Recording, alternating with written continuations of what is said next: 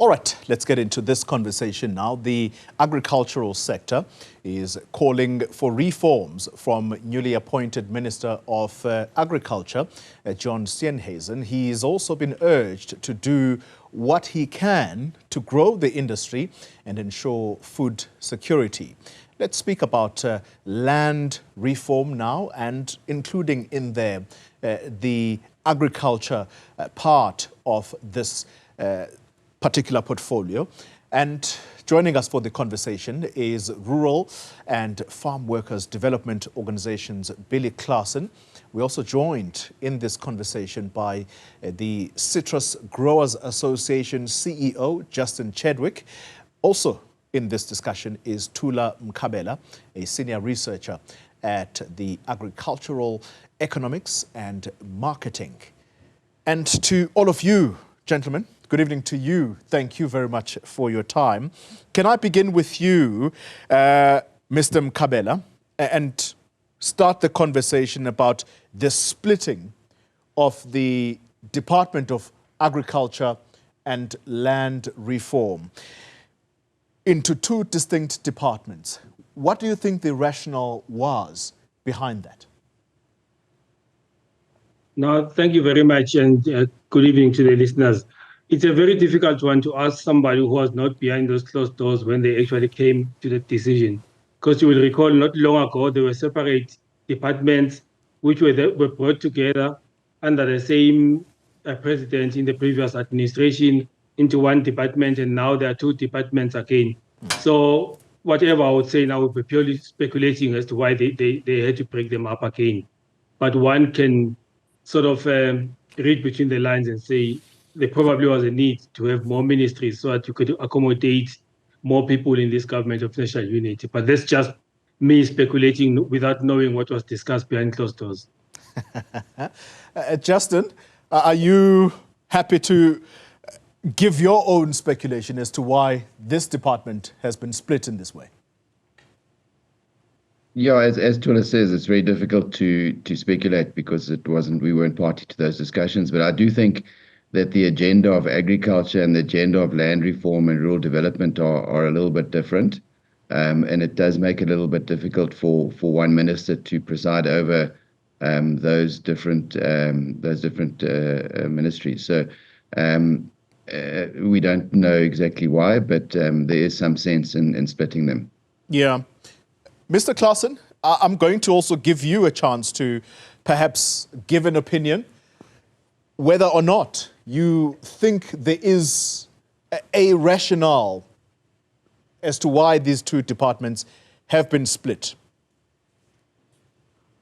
Good evening to you and good evening to your viewers. I don't know what the rationale behind it was, but I really think it will be better for the departments to split, because as the previous speaker have said, it is two totally different platforms. Like in your agriculture and differ from rural development, although it runs a part hand in hand, but it is totally different portfolios. So I really think maybe it is for the better. So we must just sit back and see what happens into the future. All right. Let's kick off the conversation then with one of the elements of the agricultural sector, and that is farming. Let's start with you, Mr. Mkhabela. When you look at the agricultural sector, which will now be headed by John Steenhuisen as Minister of Agriculture, the key priorities, what do you think he should prioritize in this department? Yeah, for me, I would summarize it into two priorities. The first priority is to grow the agricultural sector, to make sure that we as South Africa do not take the foot off in terms of the gains that we've had in the agricultural sector. The South African agricultural sector is one of it's highly diversified in terms of the products that we do, but we are also export-oriented and dependent on external markets for the industry, for the sector to strive. So I would say one of the priorities is to make sure that we do not lose that competitiveness that we have as a South African agricultural economy in terms of the areas where we're strong and exporting strongly, and also making sure that we are producing enough food to ensure food security, not only for the country, but for the continent and beyond. The second one would be the issue of transformation, to make sure that with the strides that have been made towards making the sector more inclusive, including other people from who did not previously participate in the sector, actually takes place. So to me, those are the two priorities. And the last priority does not mean that you have to throw the baby out with the bathwater just because you want to achieve inclusivity. There's no point in having a sector that is inclusive but is declining. Yeah. So the first one is key, that we remain as productive or even better and more competitive. And we grow the cake, then we look at how we include more people to play into the same space. I think those are my two priorities. So, Justin Chadwick, let's come to you. Productivity and competitiveness. You are with the Citrus Growers Association. For farmers on the ground, like yourself, is that the main priority that you think John Steenhuisen should busy himself with?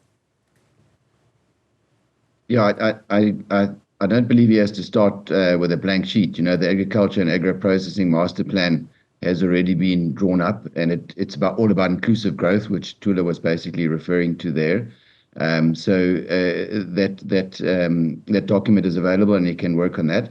And the cornerstones of that are market access. So if you look at the citrus industry, we incredibly export orientated. We export 70% of our product, and we earn 95% of our income from exports.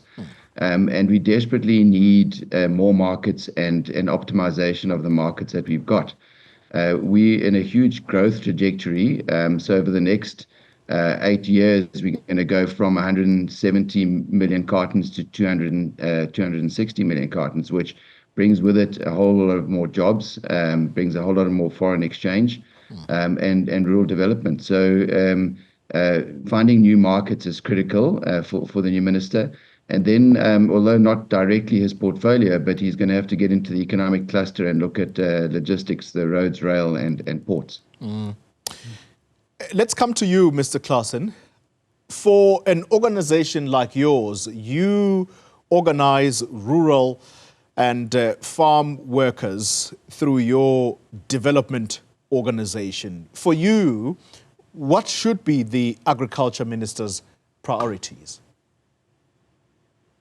I really think, first of all, we should try and build a very good relationship with unions and the NGOs in the agricultural sector, because we know what his party stands towards unions all over, and also to NGOs that's working in the agricultural sector, because we are in the Western Cape, and we have numerous fights with them in the Western Cape. And it is not a secret that he is now being in charge of a department that is of a ministry that is a lot of farmers in his for him, and the farmers are his funders. It is common knowledge on the IEC's website. You can see who's funding them. So we think that he must come and have a meeting with us so that we can clear the differences and everything between us. The other thing is, you should prioritize evictions, because for long we in the agricultural sector, we are speaking about evictions, and it is like an increasing by the day, especially in your Cape Violence area, your West Coast areas, and also parts of the Northern Cape, where farm workers just been evicted and thrown alongside the national roads. There is a difference between an legal or illegal eviction, but most of all, evictions are like in the old apartheid style, where they just evict our people left, right, and center from farms, and this needs to stop. We need a moratorium on evictions, and we need to speak on how we can address these kind of issues. The other thing is, I coming from a so-called farm murder yesterday. I don't like the word farm murder because these politics are politicized. I coming from there, and the suspects is allegedly like in citizens from Lesotho, they should stop. You must help us so that the farmers can stop employing these illegal immigrants or any immigrants that coming from our neighboring states. These kind of things needs to stop, and especially on farms. I don't say they cannot employ skilled workers. There is enough. Maybe in our own areas also. They need to address that also, and then the opportunities for farm workers, and like in real opportunities, not those things that window dressing and those kind of issues where they just there's a farm now nearby Portugal where a farmer just there was 600,000 rand giving for the farm workers and land to farm on. They don't know nothing that happened, what happened to it, because this farmer just uses them for window dressing, and these kind of things needs to stop. So he's got a lot of work to do. The work is cut out for him. We are just waiting for him to come and have a meeting with us. So we will write some letters to him and ask for that. All right, let's come to you, Mr. Mkhabela. There's a lot of problems there. If you listen to Billy Claasen, it would seem to me that for the sector to grow, be competitive, there needs to be a sound relationship between the employer and the employees. Where do we stand as a country? I'm talking overall, when it comes to employer-employee relations in the farming sector. No, thank you very much for the question. I think let me start by saying, prefacing what I'm going to say by saying that the South African agricultural sector, small as it is in terms of contribution to GDP, it's one of the highest employers in the country in terms of generating employment. So I think before we even say anything, we need to appreciate what the sector is doing in terms of the numbers that are actually employed in agriculture, especially given that South Africa is almost an industrialized country, but we still employ so many people in agriculture. And from the experience I have is that generally farmers are not bad people. For lack of a better way of putting it through, they are human beings, they are employers. There will be times where relationships are strained between the employer and the employees. I do not generally think they are worse employers than other employers in other sectors. So from where I stand, I think the relationships are much better than what they were historically, and the country has enacted a number of laws that seek to protect workers on farms. If you look at what is called ESTA, the Extension of Security of Tenure Act, it was precisely trying to address the issue of illegal evictions of people from farms. So I think from the point of view of legislation and the legal instruments that are there, or recourse that is there for people that are being treated unfairly in terms of the labor laws in the country and the extension of tenure for farm workers and farm dwellers, I think we are covered there. The question could be, how are we enforcing them and how are we making sure these things do not happen? But generally, I think as a country, we are on top of it, even though just one incident of that is enough to cause an uproar, but I don't think it's as bad as sometimes we make it look like. Yeah. Thank you. Mr. Chadwick, how do we put this right, this relationship between employer and employee? Because oftentimes when we see these stories emerge from farming communities, it tends to rile up emotions. You see protests outside courts where a farmer has allegedly killed or violated the rights of his or her employees. How do we fix it? Yeah, I tend to agree that it's not necessarily broken completely. I mean, if you look at our industry, we're very dependent upon labor. The only way to pick fruit is by hand, and the only way to pack fruit is by hand. And so we're very dependent on labor to do that, and they're our most valuable resource on the farm. And I'm glad Billy's got a voice in this debate, because he needs to make sure that the new minister recognizes his constituency as well. If I can go back to the agricultural master plan again, the body that's been set up to actually put the master plan in place is called the Fruit Industry Value Chain Roundtable. And that roundtable has sitting around the table labor, industry, in government, various government departments, and the community. So there is a labor work group, and we try and address any issues that might be important in the labor sector. We also have a program called CESA. You must remember that our fruit goes to some of the most discerning consumers around the world who want to ensure that the fruit that they're eating has been ethically produced. And that is why we have the CESA program. And basically 80% of citrus farmers are members of CESA. And that ensures that they abide by the laws and that they treat their labor with dignity and fairness. I'm not saying that every single farmer does that. As you've said, there are isolated cases.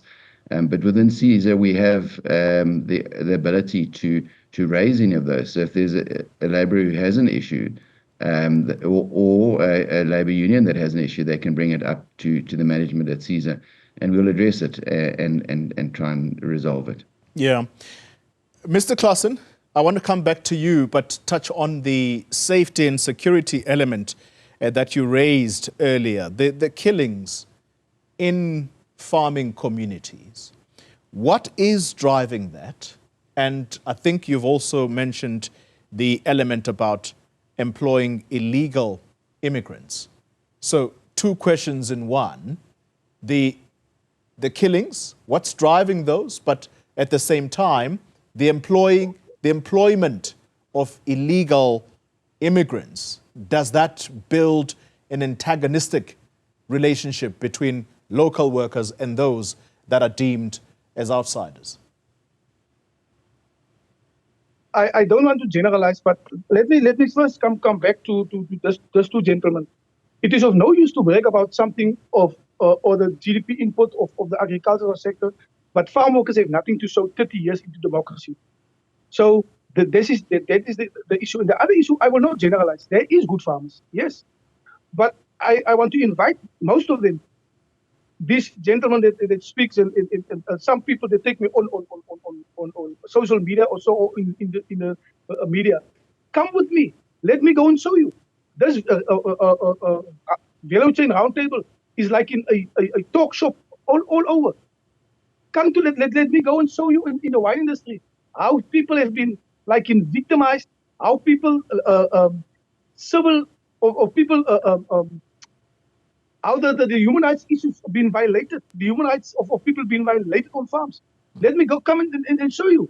The other thing about this killings on farms, since the employment of illegal foreigners, or not, let me say migrant workers, there was a spike or an increase in the killings. And most of these killings was from people from Lesotho and partly those from Zimbabwe. And these kind of things need to stop. We are not a xenophobic country. We welcome everyone in our country. But there is some of these farmers, I myself, I pulled off a truck one day with illegal foreigners on it. And they was busy going to a farm in Piketberg to go in work there and work there. I can take you to farms where there's a lot of illegal foreigners. In Piketberg, the killing of the two beautiful Piri de Kok and Belinda de Kok, such nice people, they've been killed just after they have been employed Sothos on their farm. And those kind of things needs to stop. Farmers need to stop the employment of illegal foreigners on their farms, and they need to scrutinize their documents. Look into the documents if they are legal or illegal in our country. And please, man, when you employ people on the farm, don't evict them or chase them away later and evict them, because it will become a social burden in our municipalities. Then people want to, like what's happening now in Sahon, where they want to put up a squatter camp there in our communities, and that is totally wrong. All right. Let's then focus the attention on what is likely to grow the agricultural sector. There has been much talk, Mr. Mkhabela, about reforms that are needed urgently in order to benefit the agricultural sector. And I'd like to start with improvements in water infrastructure. Is that a crisis, given what the country appears to be experiencing to be a water crisis? Yeah, no, like Justin mentioned earlier on with the issue that even though it's not necessarily the Minister of Agriculture's mandate or remit to actually deal with logistics, logistics are an important part of agriculture, because what you produce, you must get off the farm, get it off to shipping it off and then to the market, and the same with the inputs. You need accessible roads to get there. But a lot of our agriculture, especially the things that we are exporting, the horticultural industry, are irrigated. And South Africa is a water scarce country. That tension will always be there in terms of water uses as to who should get more water than which sector. But I think if we manage our water resources better and do what they call climate smart agriculture, we could do much more with the water that we have. Yeah. But suffice to say that the water that we have, the rivers that we have, we're not going to grow them. We're not going to increase. We need to find a way of sharing that water among all the users and potential users. And if you go to the Department of Water and Sanitation, you're normally told that most of the rivers are oversubscribed or fully subscribed.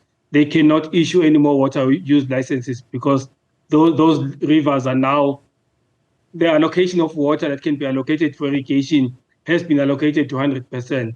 What we need to do is to look at people with water use licenses that are not farming anymore and are not using, and get those rights to the people that are farming and require the water for farming purposes. So I think that's what we need to do in order to optimize on the limited resource that we have, which is water. Yeah. Mr. Chadwick, from your end, I want to include two reforms, again, seen as urgent, and we're talking logistics and energy. How big an impediment have these two been, particularly for a farmer like yourself who is moving product from South Africa into the global market? Yeah, so the vast majority of our growers are up in Limpopo province. They're transporting their citrus 900 kilometers to the Durban port and going across the N3 and various rural roads. So the first thing to fix up is the roads. Look, the national roads are actually in fairly good condition. It's just as you get close to between Pietermaritzburg and Durban that things fall apart a bit. But then a lot of that cargo should actually be on rail. I mean, we had an amazing rail system 10 or 15 years ago. And in fact, most of South Africa's fruit used to go by rail to the port. The rail is a real mess at the moment. And I know that Transnet are spending a lot of time on getting it right and bringing in private sector to assist with that. So definitely that's going forward. And then finally the ports. I mean, we know that the ports are not performing like they should. We're desperate for the joint venture to start in Pier 2 in Durban. So that's already been awarded, but now is the subject of a legal challenge, unfortunately. And as a result, the start date of that has been pushed back considerably, which is a problem, because we believe, I mean, the ports need investment. That's what they need. They need new cranes. They need new equipment. They need infrastructure to be fixed up, and that requires an investment which the government does not have at the moment. So we need the private sector participation to kick off, and then hopefully, well, I'm sure it will work in Durban Pier 2. And then they'll look at extending that to the other container terminals in the Transnet ports. Yeah. So, we've got to give the new Transnet management and leadership a chance. They haven't been in the seat for long.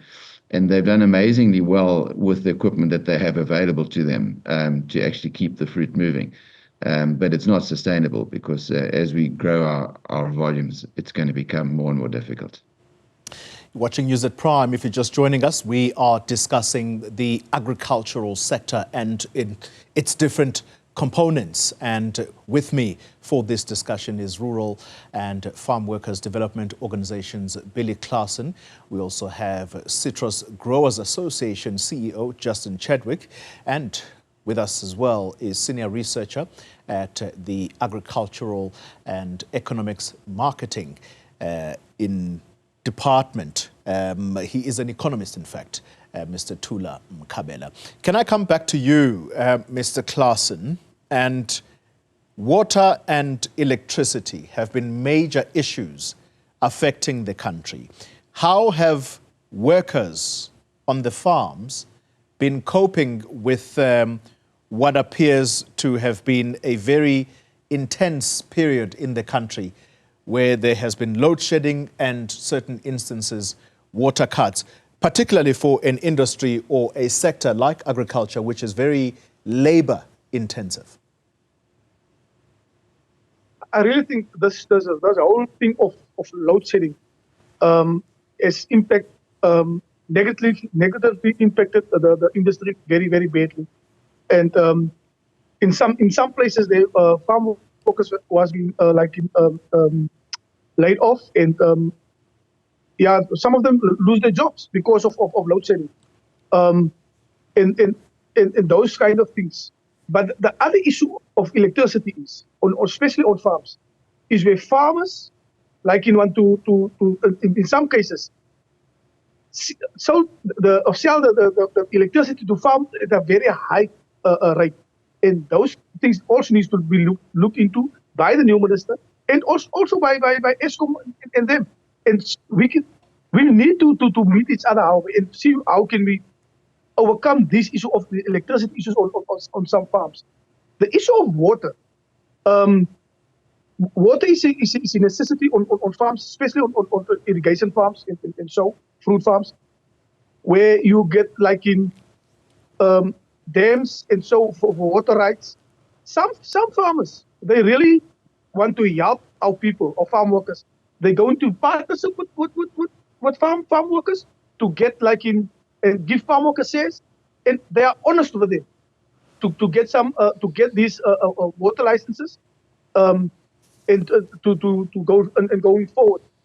And these farm workers being helped, really there's a good relationship between them. But then you get those farmers that want to use this as a window dressing, as I've said previously. They use this water licenses, and they told the department they have this farm workers with them, and they will give them shares and all those kind of things. Then they bring in like in a Billy Claasen, that they can give money in the back door, and they have, he's like in the one that soft-spoken the farm workers, just to go on with that, and that is wrong. We need to be honest in this, and we need to take each other's hands going forward, because we need each other in this sector. We need to take hands, and we need to move forward as a unit. And I really think I want to plead to this new minister, came to us, and we can speak. Come to us, and we can speak, and then unite this industry, because it is not united. There's no love lost between us in this industry, because some of these farmers and some of these people don't have compassion for us. All right. Perhaps that helps us to segue, therefore, from these issues that Mr. Claasen talks about, Mr. Mkhabela. Justin Chadwick spoke earlier about the agriculture and agro-processing master plan, and at the heart of it is to grow an industry that is competitive but at the same time inclusive. I want to deal with the latter part, the inclusiveness part. Land reform and rural development. How should we understand it as a country? Yeah, first and foremost, land reform and rural development. Land reform, I'll start with the first part, deals with firstly correcting imbalances of the past in terms of land ownership and who is actually on the land and who owns a particular piece of land, whether it's agriculture or not agricultural. Hence, initially, Justin said that agriculture and land reform as ministries are slightly different because they're not doing exactly the same thing. So land reform in this case, even though we normally think of agriculture when we talk land reform is not only confined within the agricultural space. So land reform looks at giving access to people that did not previously have access to land or had access to land and it was taken away from them at some stage. So now it's addressing that it's redressing that imbalance that was happened during our history that we all know so well. And rural development talks about making the rural areas better places for people to live in. And the idea there is that if you improve the rural areas or you develop them, people do not necessarily have to flock to the urban areas to look for better opportunities. You could create opportunities right where people are in the rural areas so that we stem the tide of urban migration, even though you'll never stop that. But it must be contained somehow that people do not necessarily move because they cannot live in the rural areas. And rural development, again, is not just agriculture, even though agriculture is the easiest tool to use in rural development the world over. And hence, we normally speak of rural development and agriculture as if they are synonymous or two sides of the opposite sides of the same coin. So agriculture is very important for rural development in South Africa, but it is not the only approach to rural development. And if you want to do rural development, it brings us back to the issue of infrastructure. You need to create the basic infrastructure or the fundamental infrastructure to be in place so that the private sector and business people, even entrepreneurs who've got ideas, can then implement those because the foundation is there. I'm thinking of roads, I'm thinking of connectivity in terms of internet and telecommunications so that people can work from the rural areas where they are. They don't have to move to cities because there is no fiber or internet connectivity, because these days it's difficult to do work without being connected.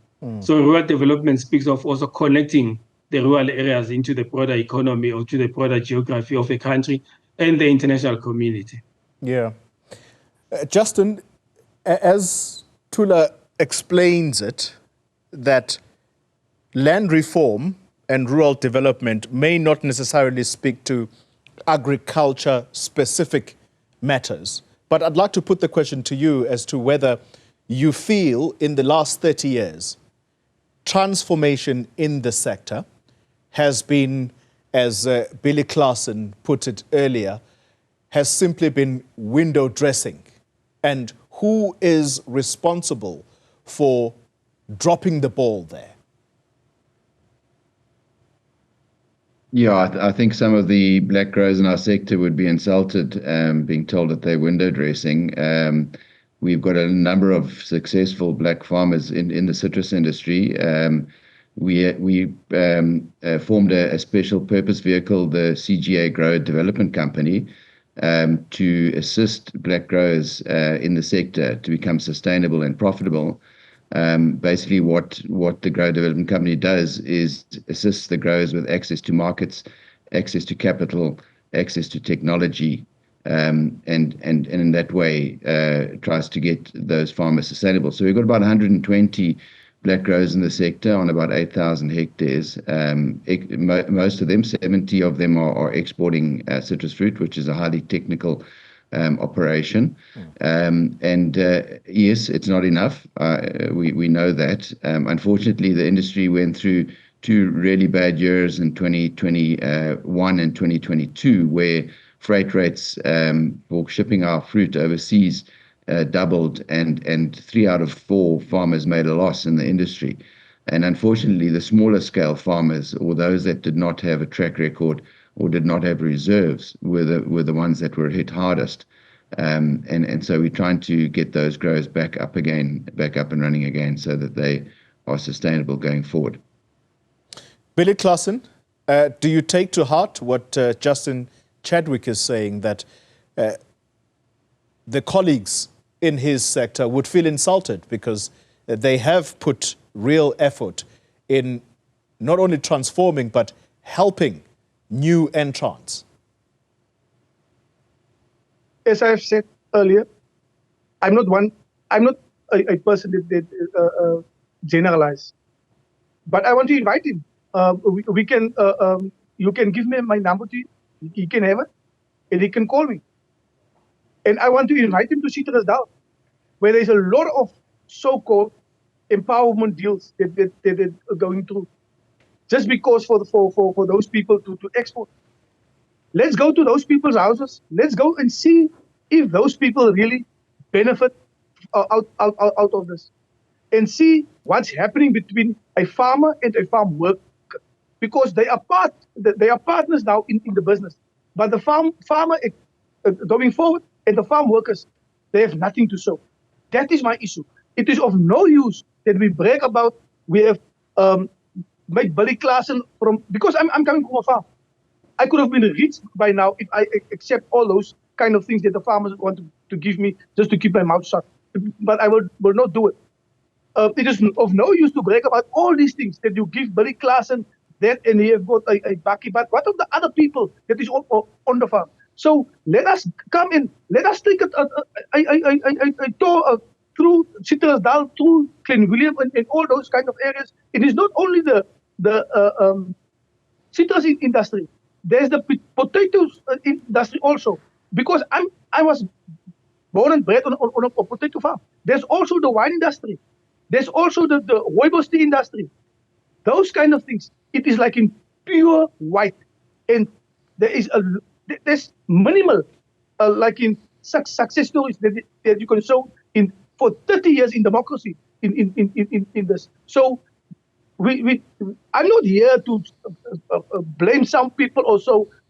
I'm here to say, let's moving from here forward. And John Steenhuisen has the work cut out for him now. He just need to come and rise to the occasion, and let me move forward. Leave the past behind us, and we look into the future and see how can we use the past to build a better future for this farm workers of us. Not the past of pre-1994, the past of now pre-29 May. So let's go forward from now and see how can we build an inclusive economy that benefit all of us, including the farm workers that is working on this land. You're watching News at Prime, and if you're just joining us, well, you find us at the tail end of a conversation about the agricultural sector. And my guests remain. And let me come to you, Dr. Mkhabela. Are there untapped opportunities in the agricultural sector that are crying out for unlocking? There will always be untapped markets. The globe is huge. In South Africa, we haven't really tapped all the markets. There are markets where we find it difficult to penetrate for one reason or the other.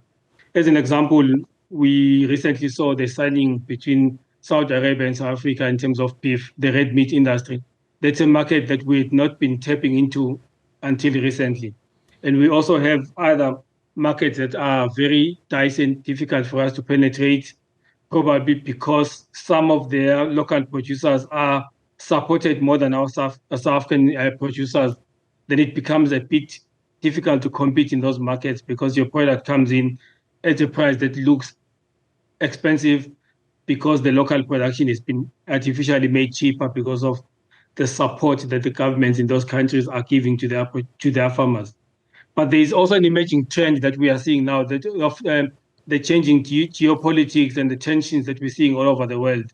Now it also matters whose friend you are. Are you against me or you are for me in terms of public international relationships that we have as a country? And that is an area that we need to look into as we want to grow the market, the agricultural produce markets. We need to really be on top of our game in terms of our international relationships and see how the agricultural sector will navigate its way around this geopolitics and the tensions that they keep flaring up here and there. So, but in short, there are the South African agricultural sector has other markets that it can grow into, and even grow a presence in some of the markets that we're already exporting to. Yeah. I think that's the short version of the response. A very nice summation indeed. Let's come to you, Mr. Chadwick. If this new government of national unity is to make a real impact, if what Dr. Mkhabela is making reference to, that there will always be markets, new markets that are untapped, but there are blockages to get there. If this government were to make a real impact, what are some of the easy or quick wins would you guide them or point them to? Yeah, the doctor did speak about geopolitics, and that's definitely an area that puts you back a little bit. I mean, for the markets that have grown the most recently for us and all fruit industries is Asia. But Asia have got free trade agreements with most South American countries and with Australia, which means that their product goes into countries like Vietnam, South Korea, India, etc., at a lot lower price, because ours gets that duty added on. So we need those discussions between our governments and those governments to start discussing partial or free trade agreements. We have an acronym called GROW: Gain, Retain, and Optimize. So gain is new markets, and recently we got access to Vietnam. Retention is really important. You might be aware that at the moment there's a WTO dispute case between South Africa and the EU on citrus, and we're hoping that will be successful in terms of getting us better access measures into the EU market, because at the moment it costs our industry 3.7 billion rand a year to comply with the EU regulations, and that's unfortunately not sustainable.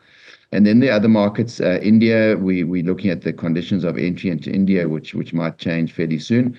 And then in the US, we only have access from the Western Cape and the Northern Cape, and we're hoping that will increase in the future. And final comments from you, Mr. Billy Claasen. Workers, how would you judge this government in the 5 years that they have to try and make a difference? What are some of those key issues that you will judge them on once this 5 years is over, as to whether or not they would have made a real impact on the lives of workers? You know, we have struggled for years with the former Minister Toko Didiza in that department to come to the table.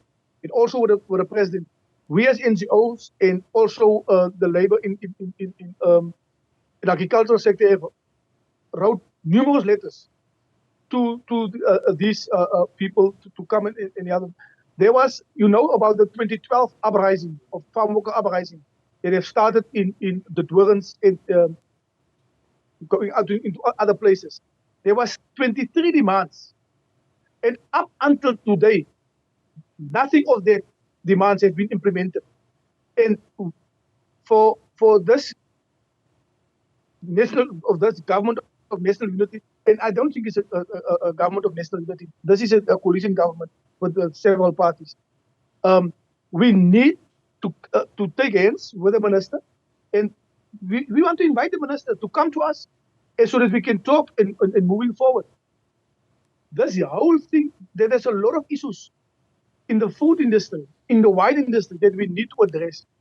There's a lot of opportunities for all of us. We just need to be honest with each other, so that we can move forward. We must not use each other to become rich. That is not right. I'm being driven by the words of Mwai Kibaki, the former Kenyan president, when he said that leadership is a privilege to better the lives of others. It is not an opportunity for self-gain. And that is what hurt the ANC in this elections. The people have been spoken. The people did them hard at the post. So they need to come to the table now and listen to the people, so that we can move forward as a unit and grow South Africa together as a unit. We can do it. It is we can work together. We can leave our differences aside and work to it. I wanted to put around the table farmers and farm workers and unions, so that we can speak to each other instead of just fighting with each other and speak about our differences. But some farmers are arrogant; they don't want to come to the table. And I want to say it again here: we need to take hands, and we need to move forward in this. Like yesterday, it was a very sad story of that old uncle that's been killed on that farm. But if we take hands and we move forward, those kind of things will not have happened in our areas. And we would not have been employed illegal foreigners and those kind of things. We need to take hands, and I really want to say it, for the minister, he needs to be objective, and he needs to serve everyone in this industry and not certain people. All right. Billy Claasen, I want to thank you very much for your time and contribution to this discussion tonight. He is with the Rural and Farm Workers Development Organization. We also were joined by Justin Chadwick. He is the CEO of the Citrus Growers Association.